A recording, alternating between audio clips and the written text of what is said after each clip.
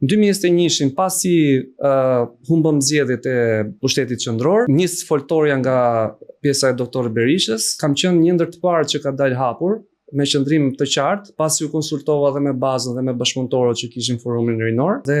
kemi qenë ndër të parë që kemi mbështetur idetë e foltores, idenë për të ndërtuar një parti demokratike konservatore, një parti demokratike që ka më shumë meritokraci, një parti demokratike që ka më shumë rregulla, dhe një parti demokratike që është për qytetarët, për demokratët dhe jo për interese individuale të personave. Edhe kemi bërë një punë goxha serioze dhe kemi qenë kushte goxha të vështira, sepse ishim